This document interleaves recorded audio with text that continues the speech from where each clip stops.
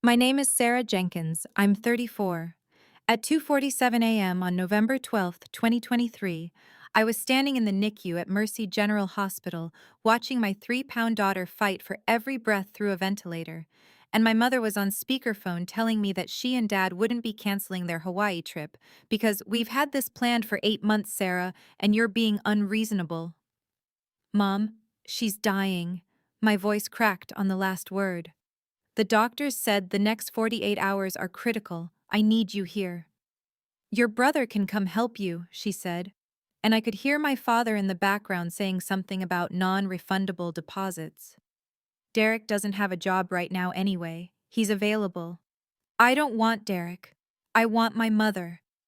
I pressed my forehead against the glass separating me from my daughter's isolette. Please, I'm begging you. You're being dramatic, my mother said, her voice sharp now. Babies are resilient. She'll be fine. We'll visit when we get back next week. My father took the phone. Sarah, your mother and I have sacrificed enough for you over the years. This is our time. You're 33 years old. Handle it. The line went dead at 2:51 a.m. I have the call log still. 4 minutes and 6 seconds that changed everything. Before I go on, if stories about standing up for yourself mean something to you, please hit like and subscribe and tell me in the comments where you're watching from right now and what time is it there. I need to know I'm not alone in this. My daughter survived. No thanks to them. She spent 19 days in that NICU, and I slept in a chair beside her isolette every single night. My husband, Marcus, was killed by a drunk driver 7 months earlier. His life insurance payout, $340,000, had just cleared 2 weeks before our daughter was born premature. I was alone. Truly alone. When my parents came back from Hawaii, tanned and relaxed, my mother brought me a pineapple-shaped keychain and told me I looked tired. You should really try to get more sleep, honey. It's not good for the baby to see you stressed. I told them to leave. My mother's face crumpled. After everything we've done for you, this is how you treat us? You chose a vacation over your granddaughter's life. We chose ourselves for once, my father said, his voice cold. Maybe you should learn to do the same instead of playing the victim. I didn't speak to them again. Not at Christmas, not on birthdays, not when they called crying in February asking why I was being so cruel. I blocked their numbers. I blocked Derek when he sent me a long text about how I was tearing the family apart over one mistake. Let me take you back 19 years to when I was 15 and my father came home early from his job as a senior insurance underwriter at Consolidated Life. He found me crying at the kitchen table over a failed math test. He sat down beside me, loosened his tie, and said, Sarah Bear, you know what I do all day? I calculate risk. I look at people's lives and decide what they're worth. But you're worth more than any policy I've ever written. He smelled like coffee and the sandalwood cologne he'd worn my entire life. He helped me study for the makeup exam. We stayed up until midnight, working through problems. He made me hot chocolate with extra marshmallows. When I passed the retest with an 89, he framed it and hung it in his office. That was the father I thought I knew. My parents died in a car accident on a rainy Tuesday morning, April 15th, 2025. A semi-truck crossed the median on Interstate 84. They were killed instantly. Derek called me at 11:20 a.m. while I was processing a denied insurance claim at my desk at Apex Medical Billing Solutions. They're gone, he said. No greeting. Both of them. I sat there holding the phone, waiting to feel something. Grief. Relief. Anything. My hands didn't shake. My eyes stayed dry. My supervisor, Janet, asked if I was okay. I told her I needed to leave early. She hugged me and told me to take all the time I needed. I picked up my daughter from daycare and went home. We had mac and cheese for dinner. I gave her a bath. I read her 3 books. I tucked her in. Then I sat on my couch in the dark and replayed that phone call from the NICU over and over in my head. The funeral was on April 20th. I wore a black dress I'd bought at Target for $34.99. Derek wore our father's Rolex. Our mother's sister, Aunt Linda, kept pulling me aside to whisper that I should let it go now, and They loved you, they just didn't know how to show it. I didn't cry. Not during the service, not at the cemetery, not when Derek gave a eulogy about how our parents were devoted to family above all else, and how they'd sacrificed everything for their children's happiness. I wanted to stand up and scream. I wanted to pull out my phone and play that voicemail my mother had left 3 days after the NICU call. The one where she said, "You're punishing us because we chose to live our lives instead of dropping everything for you like we always do. You've always been selfish, Sarah. This just proves it." But I sat still. I held my daughter on my lap. She was 18 months old and didn't understand why everyone was sad. She kept trying to give me Cheerios from her snack cup. 3 weeks after the funeral, Derek texted me asking to meet for coffee. "We need to discuss the estate," he wrote. "Saturday, 10 a.m., Starbucks on Laurelhurst Avenue. Don't be late." I should have known something was wrong. Derek had never been the "let's get coffee" type. He'd been unemployed for 2 years, living in our parents' basement, playing video games and borrowing money. But I was tired. I was grieving in my own way. And part of me, stupidly, hoped maybe this tragedy would bring us together. The Starbucks was crowded that Saturday morning. Every table full. Derek was already there when I arrived at 9:58 a.m., sitting at a corner table with a grande cup and a manila folder. He didn't stand when I walked up, didn't smile, just nodded at the chair across from him. "You're 2 minutes early," he said. "That's new for you." "What did you want to talk about?" I sat down, my purse in my lap. He opened the folder and pulled out a stapled document. "This is Mom and Dad's will, updated version, dated March 3rd, 2025, 6 weeks before they died." My stomach dropped. "Updated?" "You're not in it." He said it casually, like he was telling me the weather. "They left everything to me, the house, the investments, the life insurance policies, all of it." I stared at the paper he'd slid across the table. It was real, official. My name was nowhere on it. The total estate value, $1.65 million. Beneficiary, Derek Nathan Jenkins. "Why?" My voice came out smaller than I intended. "Because you cut them off," Derek said. He leaned back in his chair, arms crossed. "They tried to fix things with you. They called, they sent cards. They showed up at your apartment and you wouldn't even open the door. They said you made unreasonable demands during a family crisis and held a grudge that destroyed their final years." A family crisis? I felt heat rising in my chest. My daughter was dying. She didn't die. She almost did. But she didn't. He shrugged. And Mom and Dad had already paid for that trip. They didn't owe you their entire lives just because you got pregnant by some guy who couldn't drive safely. The couple at the next table looked over. The barista paused mid-pour. I felt every pair of eyes in that Starbucks turn toward us. "Marcus was killed by a drunk driver," I said quietly. "He wasn't the one drinking." "Whatever." Derek pulled out another paper. "Look, I'm not here to argue about ancient history. I'm here to offer you a deal.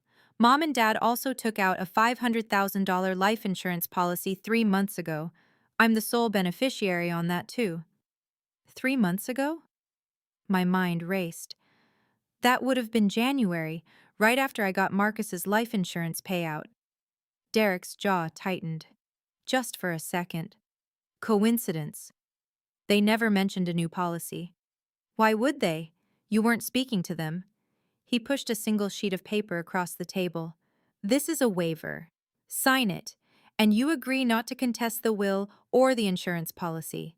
In exchange, I'll give you $50,000. That's more than generous considering you abandoned them." "I didn't abandon them. They—" "Sign this," Derek interrupted, "or I'll make sure everyone knows the full story. That you cut off your dying parents.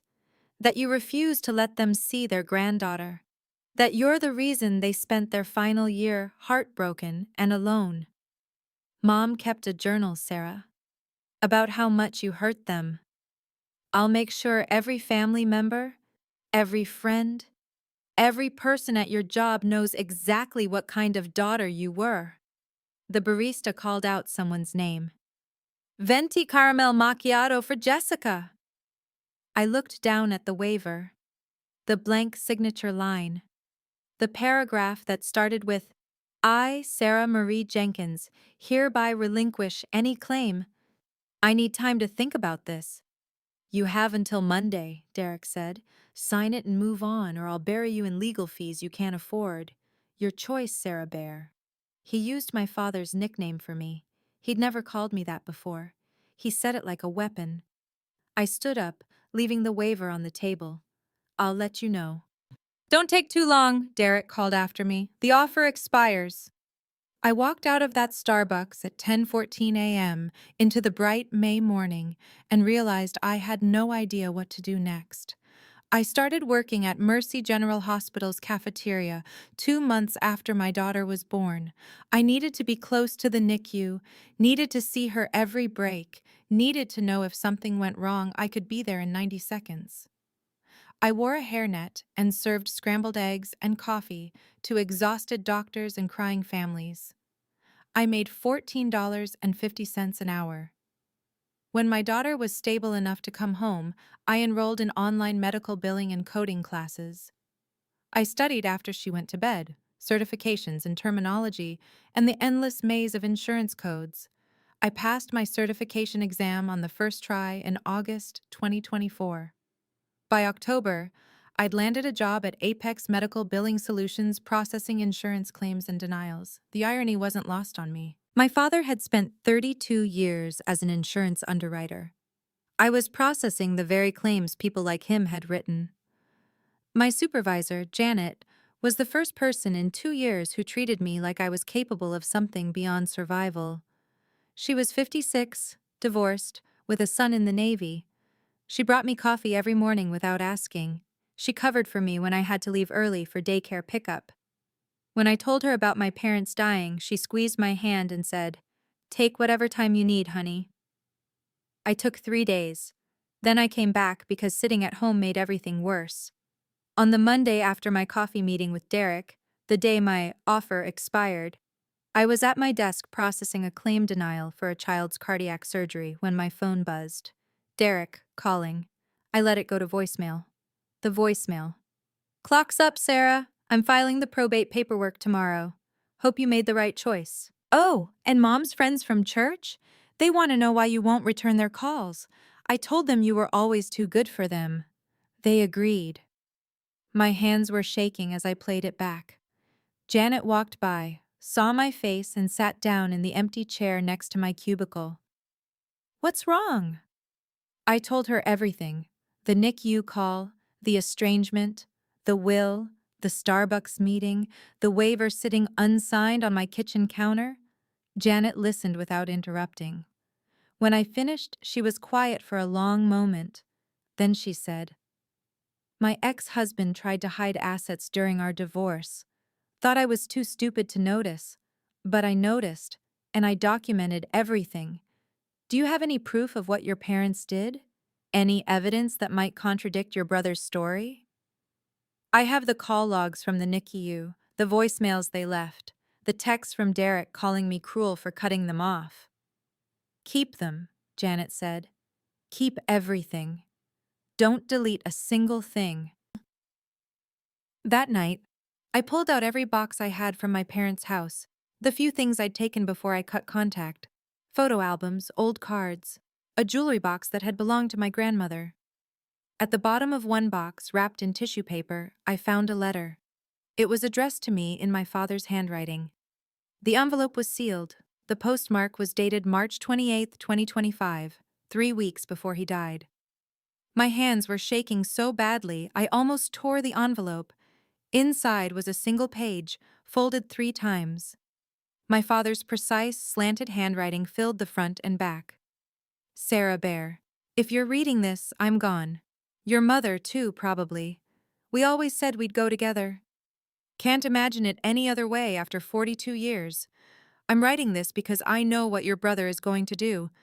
I've known Derek his whole life. He's lazy and entitled, and he's going to try to take everything. He doesn't know I know, but I found the drafts. The secret will he had your mother sign when she was on pain medication after her hip surgery. The life insurance policy application where he listed himself as the primary caregiver and called you estranged.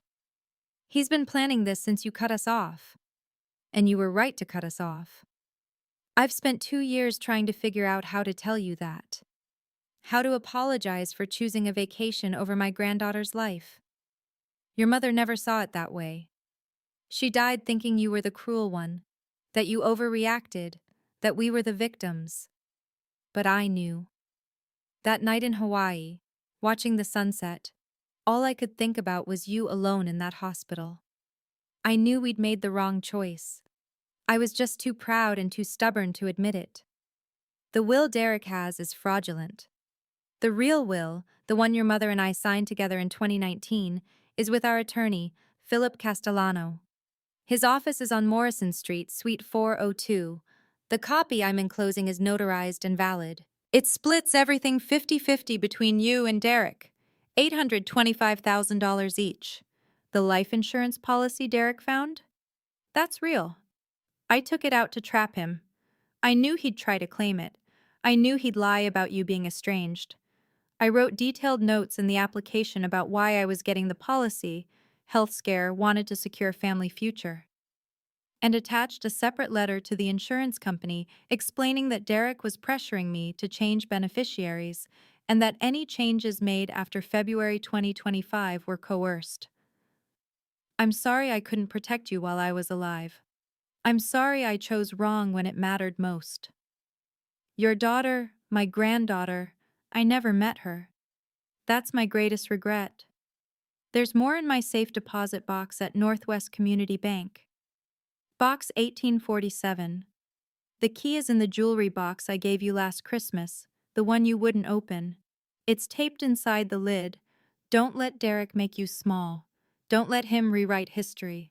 I failed you when you needed me most. I won't fail you now. You were always worth more than any policy I ever wrote. I love you, Sarah Bear. I'm sorry I didn't show it when it counted. Dad. I read the letter 4 times. Then I cried for 20 minutes on my kitchen floor while my daughter slept. I cried for my father, who'd figured it out too late. I cried for myself, for the validation I'd needed for 2 years. I cried because even in death, my family was still a war zone. The next morning, I called in sick to work for the first time in 8 months. I drove to my parents' house where Derek was now living. I needed that jewelry box. He answered the door in sweatpants and a stained t-shirt at 9:30 a.m. What do you want? The jewelry box Grandma left me. It's mine. I want it back. It's in a box in the garage. Everything you didn't take is being donated to Goodwill next week. Good timing. He led me through the house I'd grown up in. My mother's furniture was still arranged the same way. My father's reading glasses were still on the side table. Derek had changed nothing except adding pizza boxes and beer cans to every surface. The garage was packed with boxes labeled in my mother's handwriting. Sarah's childhood, Sarah's books, Sarah's baby clothes. Things they'd saved, things they'd kept, despite everything. I found the jewelry box in the third box I opened. It was wooden with a delicate inlay of flowers on the lid. My grandmother had kept her anniversary ring in it. When I opened it, I saw the ring was still there, and taped to the inside of the lid, just like my father said, was a small silver key. You getting sentimental? Derek asked from the doorway. Just taking what's mine. I closed the box and tucked it under my arm. Take it all, Derek said. I don't need any of it. I got what matters. I didn't respond. I walked past him, got in my car, and drove straight to Northwest Community Bank. The safe deposit box was full.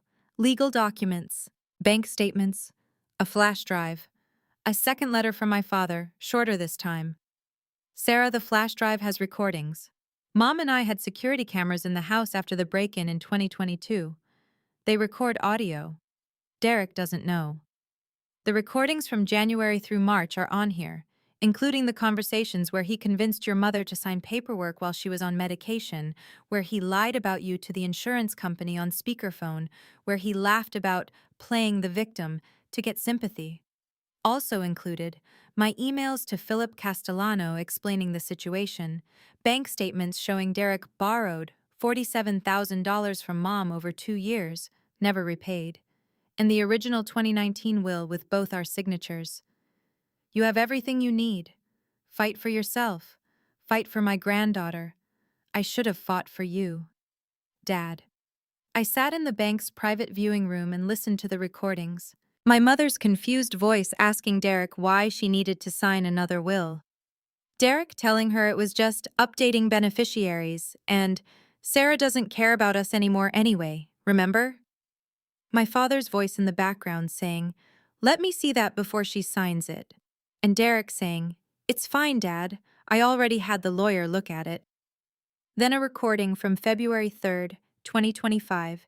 Derek on the phone with someone at Consolidated Life Insurance. "Yeah, my sister is estranged from the family. She cut us off over a disagreement, made my parents' last years miserable. No, she's not a beneficiary on anything. My parents wanted everything to go to me since I'm the one who actually took care of them." All lies, but spoken with such conviction. I copied everything to my personal laptop. I made backup copies. I emailed them to myself. I printed the most damning pages. Then I called Philip Castellano. His receptionist said he'd been trying to reach me for weeks. He'd sent letters to my last known address, my parents' house, where Derek had clearly intercepted them. We scheduled a meeting for Thursday at 2 p.m. Philip Castellano was 71 years old with white hair and kind eyes that had probably seen 1,000 family dramas just like this. His office was exactly where my father said it would be, Morrison Street, Suite 402, with law books lining every wall and photos of grandchildren on his desk. "Your father came to see me 3 times in the months before he died," Philip said, pouring me coffee from a carafe without asking if I wanted any. "He knew Derek was planning something. He wanted to protect you. Why didn't he just talk to me?" "He tried. You'd blocked his calls." That landed like a punch. He was right. I had. Philip opened a thick file folder. "Here's what I have. The original 2019 will, signed by both your parents, witnessed and notarized. It divides the estate equally between you and Derek. Here's the deed to the house. It's in a trust that names both of you as beneficiaries. Here's documentation of the $500,000 life insurance policy, including your father's letter to the insurance company warning about potential coercion. And here's your father's sworn affidavit, dated March 20th, 2025, stating that any will or document signed after February 1st, 2025 was obtained under duress or fraudulent circumstances." I stared at the papers spread across his desk. This is enough to contest Derek's will? This is enough to prove Derek's will is invalid. Philip leaned forward. "But Sarah, contesting a will means going public. It means court. It means your brother will fight back. He'll say terrible things about you. He'll try to make you look like the villain. Are you prepared for that?" I thought about the Starbucks meeting, about Derek using my father's nickname like a weapon, about 2 years of voicemails calling me selfish and cruel, about my daughter growing up thinking her mother wasn't worth fighting for. "Yes," I said. "I'm prepared." "Good," Philip smiled. "Because your father left you one more thing." He pulled out a single envelope, unsealed. Inside was a check made out to Sarah Jenkins from Harold Jenkins's personal account. Dated March 27th, 2025, one day before the letter. The amount? $100,000. The memo line: "For my granddaughter's future, I should have been there. I'm sorry." I started crying before I could stop myself. Philip handed me a box of tissues and waited. When I could speak again, I said, "What do I do now?" "Now," Philip said, "we file a petition to invalidate the fraudulent will. We provide the evidence, and we let the probate court sort out the truth. I'm going to need you to make a list of every interaction you've had with Derek since your parents died. Every text, every call, every meeting. Can you do that?" I thought about the waiver sitting on my kitchen counter, the deadline Derek had given me, the threats he'd made. "I can do that." One more thing, Philip said as I stood to leave. The probate hearing is public. Your brother will be there. Your extended family will probably be there. It won't be easy. Nothing about this has been easy. He nodded. Your father said you were stronger than you looked. I'm starting to see what he meant. I left Philip's office with a folder full of documents and a plan. For the first time in 2 years, I felt like I could breathe. Derek called me that night at 11:47 p.m. I let it go to voicemail. I filed the probate paperwork today, his message said. The house is being listed next week. I'm starting to clear out Mom and Dad's stuff. If there's anything else you want, you better come get it before Saturday. Oh, and Aunt Linda wanted me to tell you that she's disappointed you couldn't put aside your grudge for the funeral. Everyone is. Just thought you should know. I saved the voicemail, added it to my evidence folder. The probate hearing was scheduled for June 18th, 2025 at 9 a.m. I took the day off work. Janet offered to come with me for support. I told her no. I needed to do this alone. The courthouse was cold and sterile with fluorescent lights that made everyone look sick. Derek was already there when I arrived, sitting on a bench outside the courtroom with Aunt Linda and two of my mother's friends from church. They all looked at me when I walked up. None of them smiled. You're really doing this? Derek stood up. You're really going to drag our parents' memory through court because you're greedy?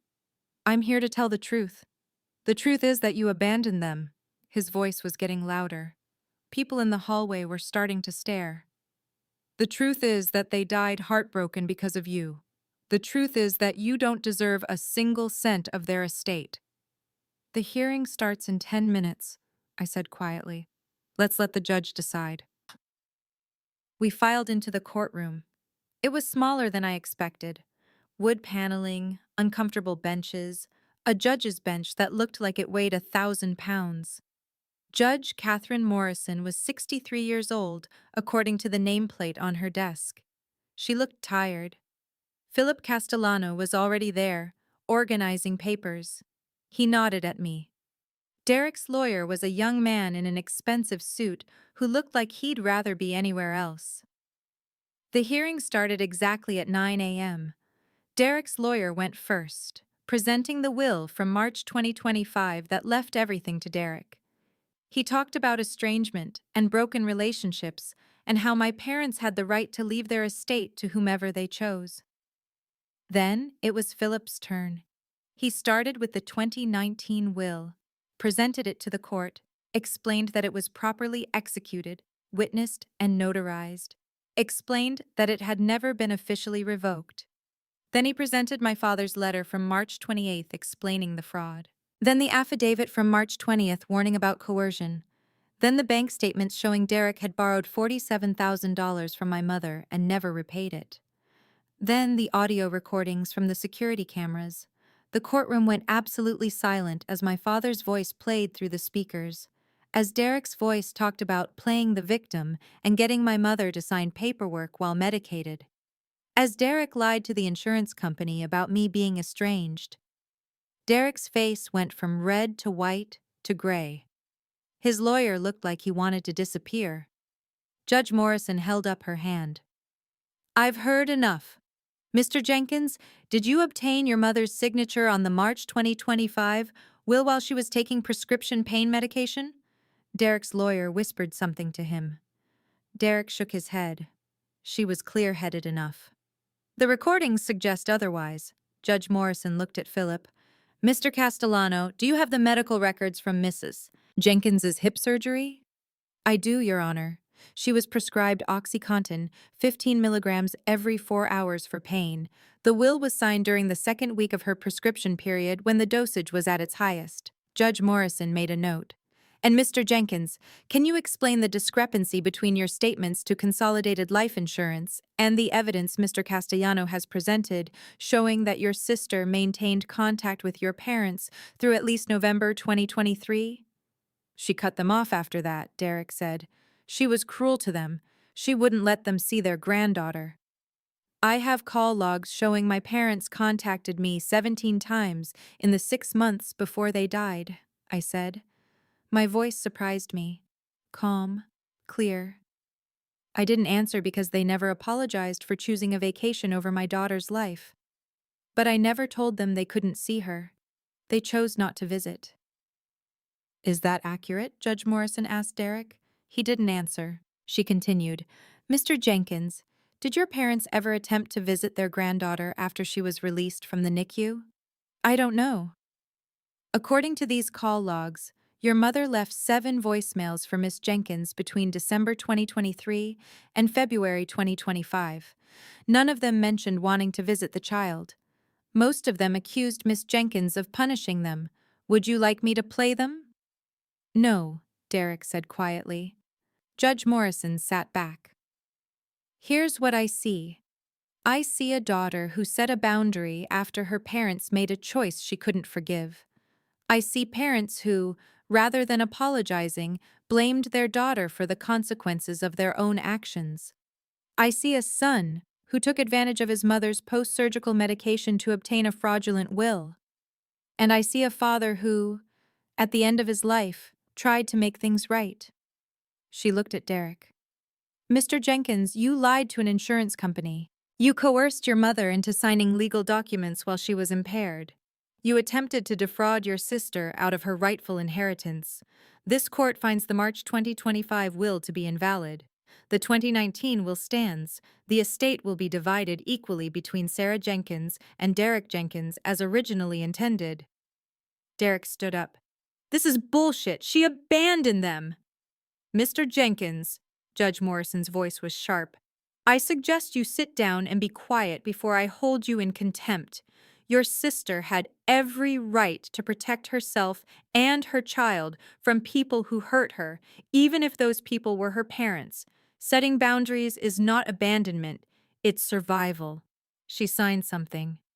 The $500,000 life insurance policy will be investigated by Consolidated Life Insurance's fraud department. If they determine that your application contained material misrepresentations, which these recordings suggest it did, the policy will be voided. The $100,000 check written by Mr. Harold Jenkins to Miss Sarah Jenkins is valid and will be honored. This hearing is adjourned. The gavel came down. I sat there, unable to move. Philip was shaking my hand, saying something about next steps and estate division and timeline. I couldn't hear him over the rushing in my ears. Derek stormed out of the courtroom. Aunt Linda followed him, but not before turning to look at me with something like disgust on her face. Or maybe it was shame. I couldn't tell. One of my mother's church friends, Margaret, stayed behind. She was 78 years old with carefully curled white hair. She walked over to me slowly. I didn't know, she said. About the Hawaii trip. About your baby. Elaine never told us that part. She just said you'd cut her off for no reason. I'm sorry we believed her. I nodded.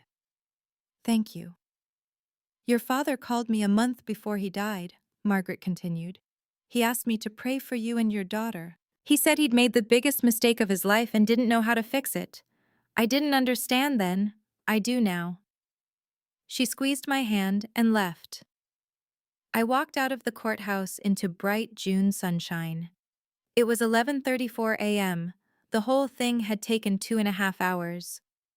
My phone buzzed. Derek, you're dead to me. Don't ever contact me again. I blocked his number. Then I called Janet and told her the case was over. Did you win? She asked. I don't know if anyone won, I said. But I got what was mine. The estate division took 4 months to finalize. Derek fought every step, demanding appraisals and audits and delays. But in the end, the math was simple. $1.65 million divided by 2 equals $825,000 each. I received my portion on October 12, 2025. The same day, Consolidated Life Insurance voided the $500,000 policy Derek had tried to claim, citing material misrepresentation in the application. He got nothing from that policy. My father's trap had worked perfectly. I used part of my inheritance to pay off my student loans from the medical billing certification. I put $400,000 into a trust fund for my daughter's future. Education, wedding, first home, whatever she needs. I bought a small house in a quiet neighborhood with a backyard big enough for a swing set.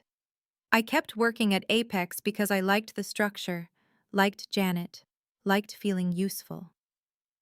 On Christmas Eve 2025, I took my daughter to visit my parents' graves. It was snowing lightly. She was 2.5 years old enough to walk, but young enough to still believe in magic. We brought flowers, white roses for my mother, yellow daisies for my father. These are your grandparents, I told her. They made mistakes, big ones, but your grandpa tried to make it right at the end. That counts for something. She touched the cold headstone. Pretty, she said. Yeah, baby. Pretty. I thought about my father's letters, about his recordings and his planning and his $100,000 check, about how he'd known Derek would try to steal everything and had built a defense I'd never asked for, about how his final act as my father was protecting me from my brother. It wasn't enough to erase the Hawaii trip. It wasn't enough to bring him back so I could tell him I understood. But it was something. If you're watching this and you've ever had to choose between keeping the peace and protecting yourself, I want you to know something. Boundaries aren't cruelty. Walking away from people who hurt you isn't abandonment. And sometimes the people who wrong you don't get to decide if they're forgiven. You do. My parents chose a vacation over my daughter's life. My father spent his last months trying to atone. My brother tried to take what wasn't his. And me? I chose myself for once. I chose truth over silence.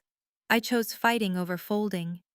If you've ever had to set a boundary that made you the villain in someone else's story, type, I set the boundary in the comments.